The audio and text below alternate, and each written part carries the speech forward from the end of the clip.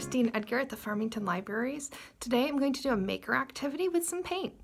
So today we're going to make cherry blossom flowers using two different techniques depending on the material that you have. So find some paper or canvas, get some acrylic paint and a paintbrush, and let's get started. Okay, so here we're going to get started. We're going to get our materials. I'm rolling up my sleeves. We're going to get our materials. I'm going to do two different paintings. So here is my canvas. I painted the background a nice periwinkle, and I did the same for this sheet of paper. You can paint it whatever you like. Our flowers are going to be pink and white and yellow, pink and white and red. So you don't want that to contrast. And you don't want to have like a pink background that it would get lost in. So like a nice shade of blue or turquoise would look really great. You can make it as fancy or as simple as you wanted. I just wanted to paint a simple background. I don't have a lot of technical experience. I'm not that great of a painter. I'm more of a broad strokes kind of person. So this is right at my level. Here's some more materials that you're going to want. You're going to want several Q-tips in a bundle. This is going to be for our cherry blossoms. And then you're going to want a soda bottle or a water bottle, the kind that would have these ridges on the bottom.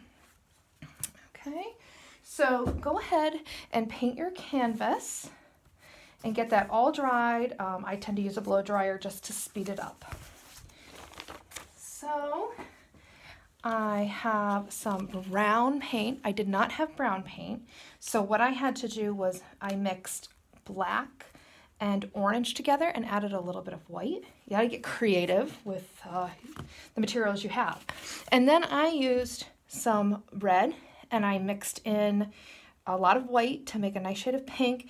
And from the instructions that I saw, I thought this was a great tip. You don't want to blend it completely because you want to have variations in your color. So have some pink, have some red, have some white, and then it'll look like all those different colored blossoms. So now is probably a good time for me to mention, for this technique with the cherry blossoms, I found this on the Pinterest parent. I found that on Pinterest, this blog. And then for this soda bottle flower craft, I found that on Alpha Mom. The blog Alpha Mom. I found that on Pinterest. So now we're going to get started. I'm going to make my tree, and I am not the best at this, so just bear with me. So I'm going to make a nice tree trunk. And then we're going to have several branches coming off of it. So believe it or not, I really did have these materials at home. I'm lucky. This would be a great project for children. If they were a little younger and maybe didn't have such a great ability, I would say maybe you draw the trunk and then let them do the flowers. So I'm going to say it a million times, but pardon my terrible talents. So we're just going to draw some branches. I'm just using like a regular small brush. It's like whatever you have is fine. And then we're going to have little branches coming off.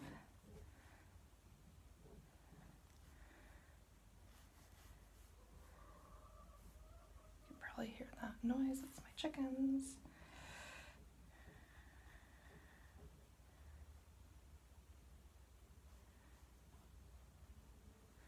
So I thought this would be a nice craft because now we're getting into spring.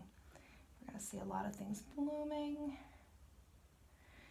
And I figured this is a great craft, a great maker activity for items you probably have in your house. I think most people will probably have Q-tips. Most people would have a soda bottle. I actually did not have a soda bottle. I asked one of my neighbors if she had one that I could use. So after I got that from her, washed it, and ready to use.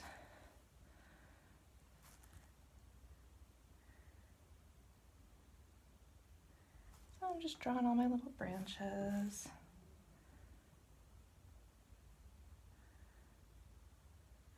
I read that you can also, if you add all of the primary colors together, yellow, blue, and red, you could make brown. I actually did not have yellow, so I just had to improvise. It's pretty relaxing. If I were you, I'd put down paper towels or a tablecloth. It's acrylic paint, so I think it should be okay coming out in a cloth tablecloth. I usually buy these plastic tablecloths. I get them from Dollar Tree, and I use them for all kinds of crap, and I usually save them. So I'll use them for painting, and then I'll just save them because I know I'll use them for painting again. It doesn't matter if it's already messy.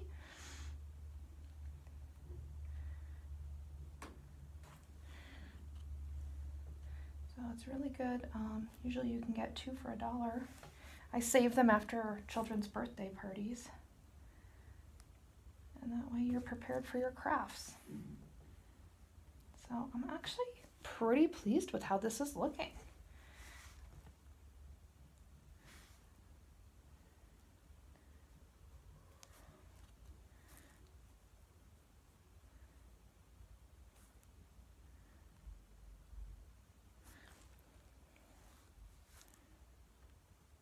So don't criticize. I have not a professional technique. You can tell I'm a little self-conscious about my ability. Usually when I do maker activities, it's not a fine technical ability. It's not like the coffee and canvas painting. But you know, I like that because I figure if I can manage it and make it look halfway decent, then most people can come in and do it, and they don't have to feel worried that they can't manage it. So that's where I'm coming from. So I'm actually very happy with it. And while I let that dry, I'm going to paint. So we're kind of doing, you know, 2 projects in one today, just to show you the different materials and techniques. So while this is drying a little bit, I'm going to paint my branch here. Now, so this picture from the Alpha Mom blog, it's not so much as an intricate tree with lots of branches, it's more like one little branch. So it kind of goes. And so this is just some, you know, copy paper that I had, and I painted it.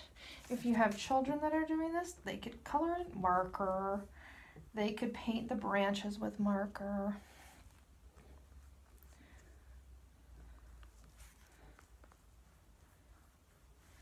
And then it just kind of had off of it branch here and a branch here, just like one long branch with lots of pieces coming off.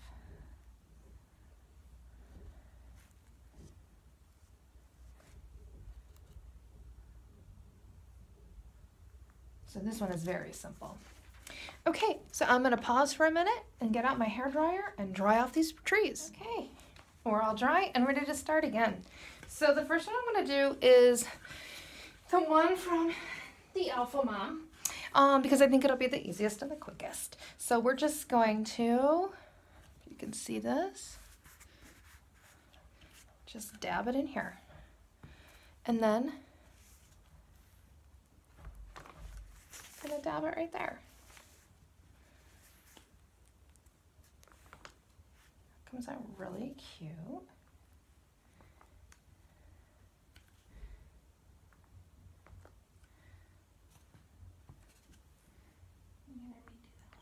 Make it a little bolder.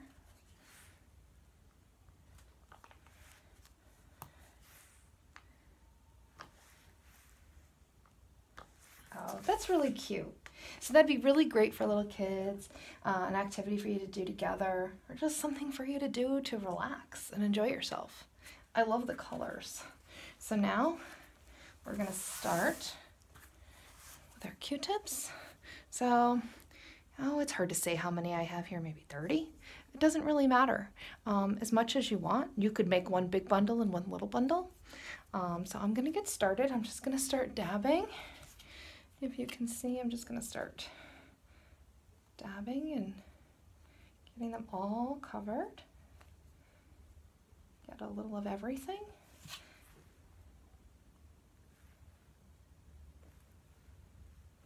And I'm just going to start going and rotating. Oh, this is easy. You can't really mess this up.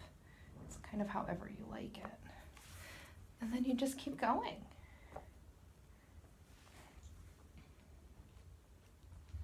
It's very relaxing.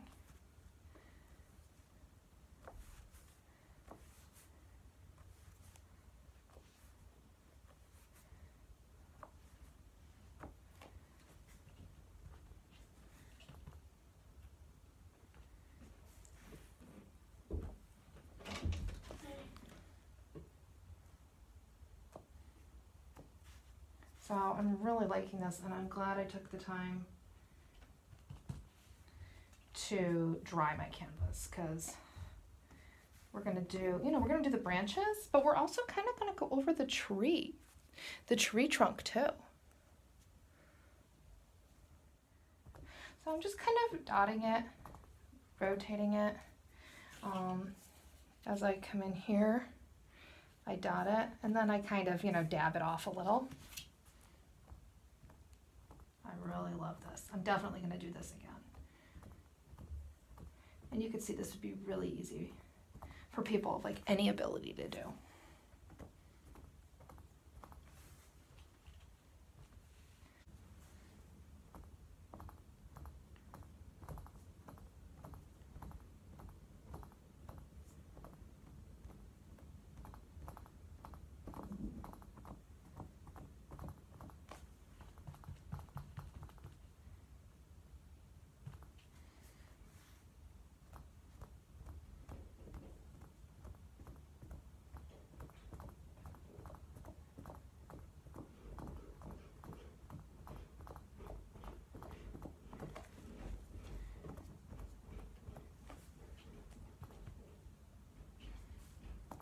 Okay.